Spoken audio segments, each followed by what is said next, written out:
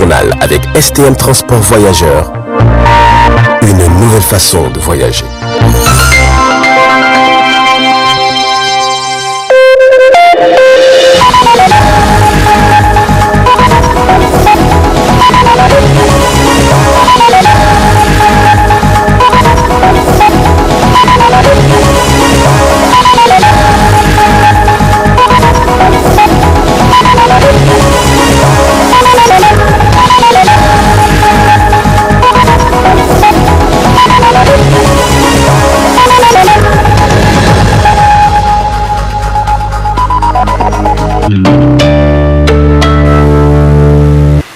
Chers téléspectateurs, je suis ravi de vous retrouver sur cette grande édition d'information de 20h15 sur le miroir de la femme.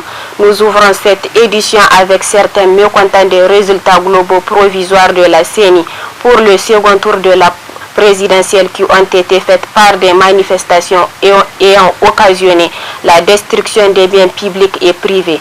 Une chose nouvelle et mal du point de vue social. Reportage Aïssa Adamou sur les images de Ibrahim Kantama. Jadis connu comme un havre de paix, le Niger, depuis l'avènement de la démocratie, a toujours connu des élections de la paix et la tranquillité. Mais ces dernières élections de 2020-2021 ont fait couler beaucoup d'encre et de salive.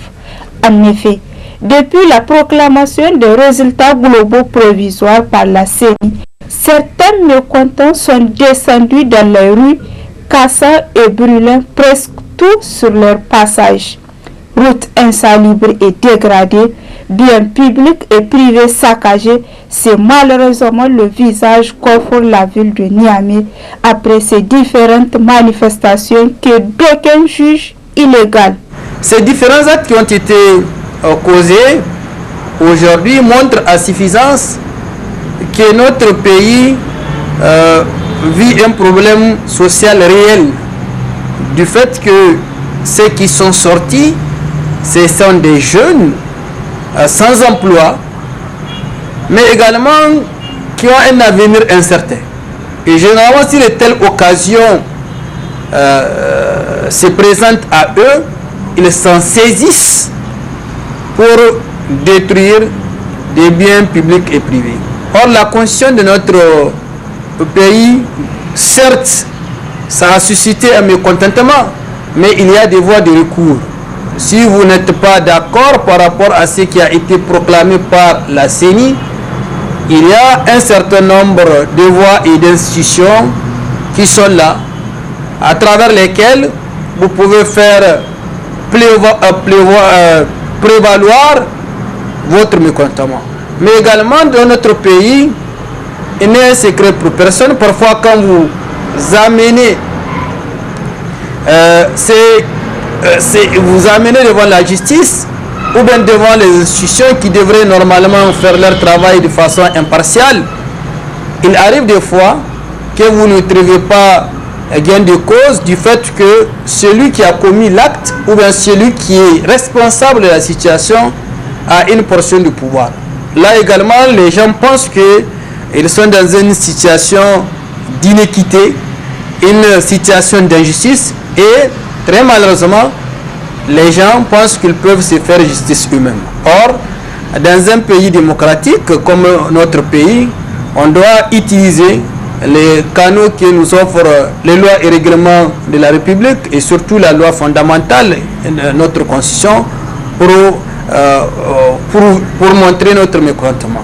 L'acteur de la société civile Jariri n'a pas manqué de rappeler que ces biens publics comme privés sont inviolables et n'appartiennent ni à l'État ni à l'opposition. Si on trouve des commerces qui sont vandalisés, ils savent que le commerce n'appartient pas à l'État ni également à l'opposition. Ceux qui en pâtissent le plus, c'est également les citoyens, les usagers de la voie publique, mais également des citoyens qui sont là, qui travaillent pour rendre jouissables les différents fondamentaux que nous confère la constitution de notre pays. Ils sont en train d'œuvrer pour que ces fondamentaux puissent être observés dans notre pays, dans leur famille, mais très malheureusement, certains ne comprennent pas certaines personnes ne font pas la part des choses entre les biens qui appartiennent à l'État, même les biens qui appartiennent à l'État. Je vous ai dit ça. Donc la Constitution a été claire. Ils sont inviolables. On ne doit pas également les vandaliser. Donc aujourd'hui, quand vous voyez, on met du feu sur des pneus, on allume les pneus sur les goudrons également. Regardez, ce sont des milliards qui sont investis pour faire des goudrons. Et c'est ces milliards-là qui les payent. C'est l'argent du contribuable nigérien. Donc on doit savoir que ce que nous sommes en train de détruire, c'est notre effort individuel et collectif que nous avions consenti pour payer les taxes, pour payer les impôts. C'est ça que nous sommes en train de détruire également. Il faut rappeler que la loi est le seul moyen de contestation dans un processus électoral. Le bien public étant sacré, ça ne profite à personne de le détruire. Ces comportements sont à éviter car ils jurent d'avec le civisme et la civilité jadis reconnus aux Nigériens. Suite toujours à la proclamation des résultats globaux provisoires par la CENI, beaucoup de manifestations ont été faites pour contester ces résultats. L'analyste Maman Bachar nous fait une analyse sur la situation socio-politique qui prévaut dans notre pays du point de vue social et juridique. Un extrait de son intervention avant de le retrouver en partie magazine de ce journal. Les ajustements sur des biens publics et privés ne sont pas des ajustements qui soient conformes à la loi. Donc, lorsqu'ils ne sont pas conformes à la loi, il appartient à l'autorité publique de pouvoir apprécier justement ces ajustements-là et de pouvoir lire le droit.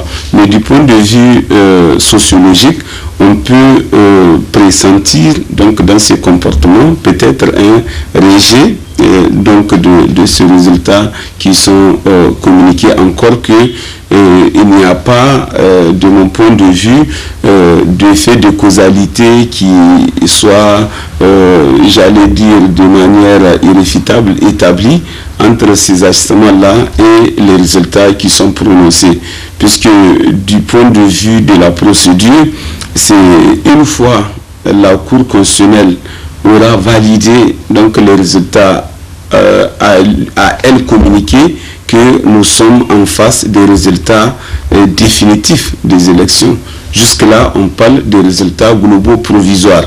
Donc, il appartient aux différentes parties donc, de formuler les requêtes nécessaires devant la Cour pour considérer que les résultats en question sont contestables. Et la loi permet de contester les résultats. Communiqué de presse de l'Alliance des travailleurs du Niger. L'Alliance des travailleurs du Niger, ATN, composée des centrales syndicales ci-après. La Confédération générale des travailleurs du Niger, CGT, /N, l'Union des travailleurs du Niger, UDTN, l'Union générale des travailleurs du Niger, IGTN, réunis en session extraordinaire ce jour mardi 2 mars 2021 après une analyse profonde de la situation socio-politique qui prévaut au Niger, rend public le communiqué de presse dont la teneur suit.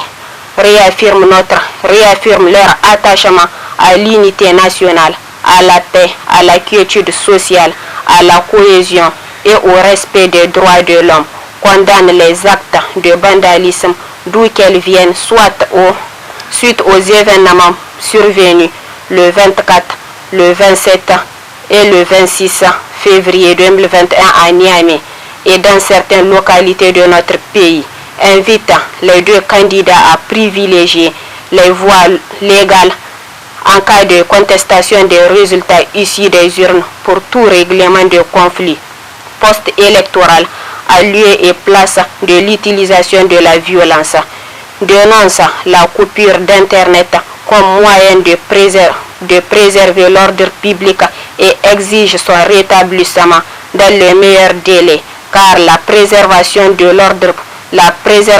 l'ordre public ne sera amener les autorités à priver les citoyens de leurs droits.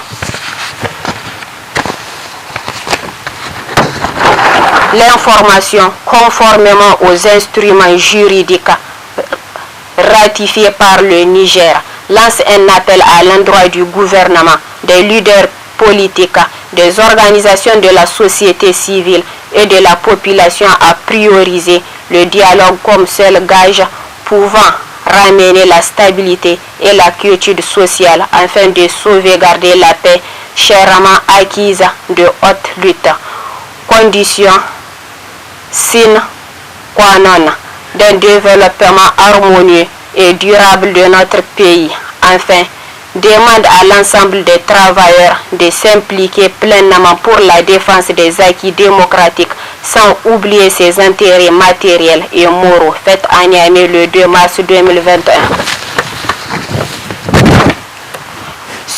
Nous continuons cette édition sur l'amélioration de la santé de mère et de l'enfant. L'initiative CALOB SME, pilotée par l'Institution de recherche et de développement IRD, a lancé un appel à projet à l'endroit des associations nigériennes.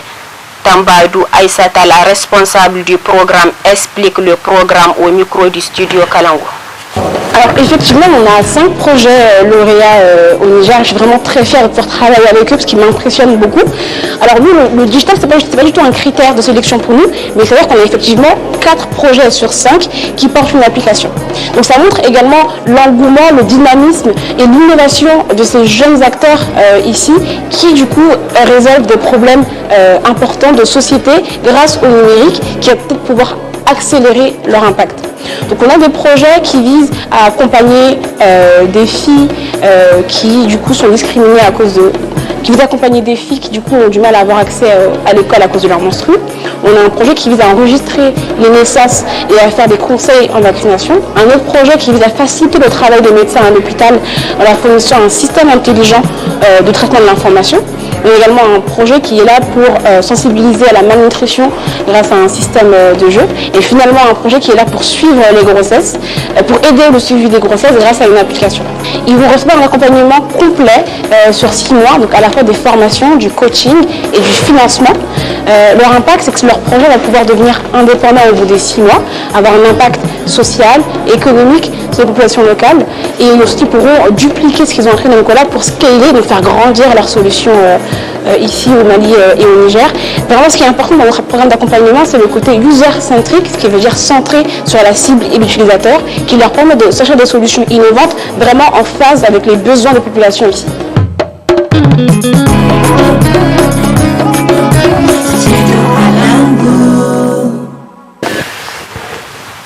Parlons à présent de religion dans ce journal.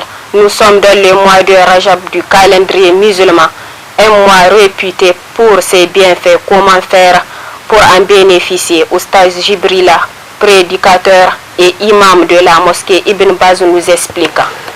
Le mois de Rajab, depuis la période anté-islamique, la Jahiliya, les Arabes lui accordaient beaucoup d'importance. C'est un mois au cours duquel les Arabes jeûnaient. Nous allons un peu revenir là-dessus. Mais il s'agit pour les musulmans de comprendre que c'est un des mois sacrés, les 4 mois sacrés que nous avons en islam. Donc le musulman doit le considérer comme tel. C'est-à-dire c'est un mois sacré et la sacralisation d'un mois a principalement 2 implications. Multiplier les bonnes actions au cours du mois, éviter les mauvaises actions au cours du mois et de ne pas mener des actes de guerre contre les non-musulmans au cours de ce mois de Rajab. Donc on doit surtout multiplier les bonnes actions au cours de ce mois de Rajab. Par rapport aux jeûnes du mois de Rajab, l'imam Ibn Hajar al-Asqalani, il dit dans Fathul Bari notamment que le fait de jeûner le mois de Rajab ou bien quelques jours, de spécifier quelques jours du mois de Rajab pour les jeûner, ou bien des prières spécifiques qui sont accomplies au cours du mois de Rajab, nul de ceux-ci n'a un fondement dans l'islam. Et il disait que il y a un grand savant qui m'a précédé dans ce sens, il s'agit de Abu Ismail al-Harawi.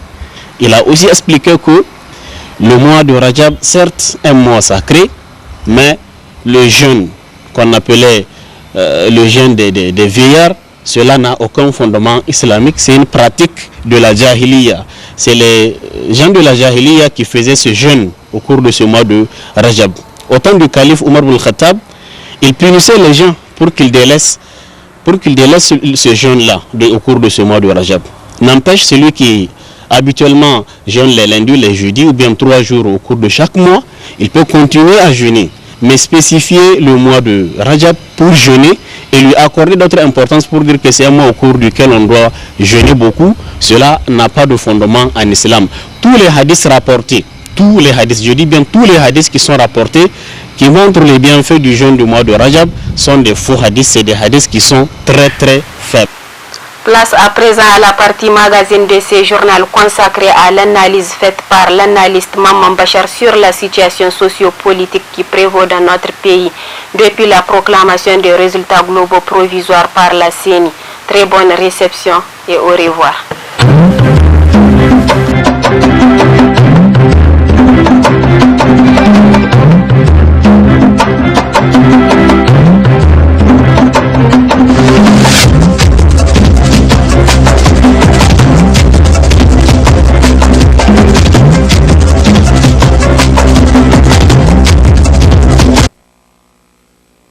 De prime abord, on peut considérer que effectivement les ajustements constatés tendant à dégrader les biens publics sont d'office illégaux et ne sont pas de nature à apporter la paix et la sérénité dans le pays. Mais du point de vue juridique, on peut considérer que nous sommes déjà dans ce qu'on appelle le contentieux électoral. Donc le contentieux électoral est prévu au niveau du chapitre 5, donc en ce qui concerne le code électoral actuellement en vigueur à la République du Niger, qui statue à son article 100 que justement en matière électorale il est jugé sans frais ni dépenses, c'est-à-dire en parlant du contentieux électoral, et il peut commencer à partir de la date de la proclamation des résultats provisoires, donc des résultats globaux provisoires par la CENI, donc qui est une autorité indépendante ayant une personnalité juridique qui est chargée non seulement d'organiser matériellement les élections, mais également d'en proclamer les résultats globaux provisoires qui doivent être appréciés donc par une autre autorité compétente qui est ici en l'occurrence la Cour constitutionnelle. Donc en ce qui concerne la procédure, comme j'ai eu à le rappeler souvent, il s'agit de 10 jours francs à partir donc de la date de la proclamation des résultats provisoires, donc 2 jours francs à partir desquels, donc à l'intérieur desquels, j'allais dire, la partie requérante doit donc formuler ce qu'on appelle donc son recours pour y être déposé devant la Cour et qui est compétente à apprécier, donc qui dispose d'un délai en principe de 15 jours pour instruire donc l'affaire et juger de manière définitive, puisque comme vous le savez, les arrêts de la Cour constitutionnelle en cette matière sont insusceptibles donc de recours. La Cour rend donc des décisions qui sont définitives. Mais avant qu'elle ne rende sa décision, il y a tout un ensemble donc de procédures qui est suivi donc devant elle. Je vous parlais tantôt donc de 10 jours francs à l'intérieur desquels donc les recours doivent être déposés. Donc une fois ces recours déposés, la Cour donc les notifie à la partie demanderesse et à la partie défenderesse qui dispose de 5 jours pour formuler ces observations. Donc ces observations, une fois formulées dans ce délai de 3 jours, ils sont également transmis à la partie défenderesse, c'est-à-dire la partie qui formule la requête donc devant elle, qui doit dans ce cas d'espèce, formuler ce qu'on appelle la réplique donc à ces observations-là qui sont formulées. Donc une fois ces réactions donc enregistrées par la Cour, elle peut sur la base des différents éléments donc apportés par les uns et les autres et de ses propres conclusions sur la base des enquêtes qu'elle aura formulées et qu'elle aura conduites, soit en envoyant directement donc ses membres ou des magistrats pour faire des constats circonstanciés ou à travers des commissions rogatoires. Donc après avoir donc rassemblé tous ces éléments-là, la Cour statue sur les requêtes et rend une décision qu'elle notifie aux différentes parties. Voilà un peu ce que prévoit pour le moment le code électoral, et ces dispositions-là, vous allez les retrouver depuis l'article 100 à l'article 110 du code électoral, donc qui traite du contentieux électoral. Des agissements sur des biens publics et privés ne sont pas des agissements qui soient conformes à la loi. Donc, lorsqu'ils ne sont pas conformes à la loi, il appartient à l'autorité publique de pouvoir apprécier justement ces agissements-là et de pouvoir lire les droits. Mais du point de vue sociologique, on peut pressentir donc dans ces comportements peut-être un rejet de ces résultats qui sont communiqués, encore que il n'y a pas, de mon point de vue, d'effet de causalité qui soit, j'allais dire, de manière irréfutable établi entre ces ajustements-là et les résultats qui sont prononcés. Puisque du point de vue de la procédure, c'est une fois la Cour constitutionnelle aura validé donc les résultats à elle communiquer, que nous sommes en face des résultats définitifs des élections. Jusque-là, on parle des résultats globaux provisoires. Donc, il appartient aux différentes parties donc, de formuler les requêtes nécessaires devant la Cour pour considérer que les résultats en question sont contestables. Et la loi permet de contester les résultats. Lorsqu'on considère qu'on a des éléments légaux nécessaires permettant d'établir le caractère irrégulier des résultats, donc on peut formuler justement un recours devant la Cour avec les pièces en tout cas nécessaires, démontrant que ces résultats ne seraient pas exacts, ne seraient pas conformes à la vérité des urnes. Et cela est dans les normes. Mais penser, c'est faire justice, non seulement c'est contre-productif, mais également ça peut rendre la cohésion sociale difficile entre les personnes et entre les groupes, parce que la politique, c'est d'abord un débat d'idées, c'est d'abord un échange sur des projets de société, sur des programmes politiques qui doivent se faire sur le terrain politique. Donc basé sur les règles établies. Ici, en l'occurrence, fondamentalement, la Constitution et ensuite le Code électoral. La Constitution qui stipule que les peuples exercent sa souveraineté par ses représentants élus et par référendum. Donc, l'élection en elle-même, elle est fondée sur une base légale qui est la Constitution. L'ensemble des gouvernants, ils gouvernent sur la base de la Constitution. Et en ce qui concerne les élections, l'ensemble des opérations de vote, que ce soit de recensement, que ce soit les opérations de vote, la proclamation des résultats provisoires et tout ce qui tourne autour de la question est codifié et légiféré par un texte unique qu'on appelle le Code électoral, qui est à l'espèce une loi organique. Donc, ayons d'abord confiance à ces différents dispositifs légaux, et inscrivons les combats politiques dans un cadre strictement légal. Et il ne me semble pas que ça soit vraiment pertinent pour un pays qui a déjà connu le processus démocratique, ça fait une trentaine d'années, de retomber justement dans les cycles de violence post-électorale. Et il n'est dans l'intérêt des personnes parce que jusque-là, il me semble que le débat juridique n'est pas épuisé parce que jusque-là, on parle des résultats globaux provisoires.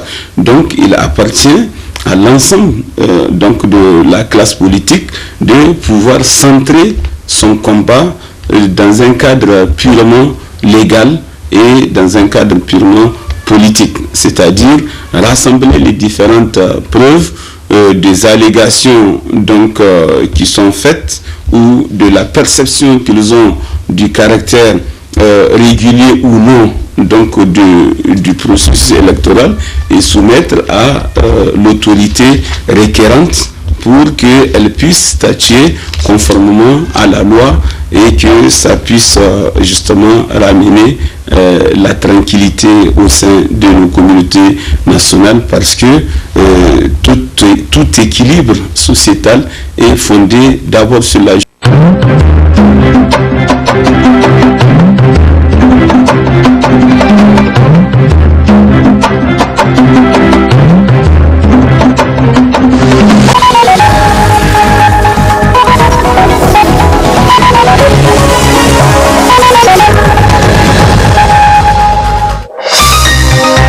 Ce journal vous a été présenté par STM Transport Voyageurs. Une nouvelle façon de voyager.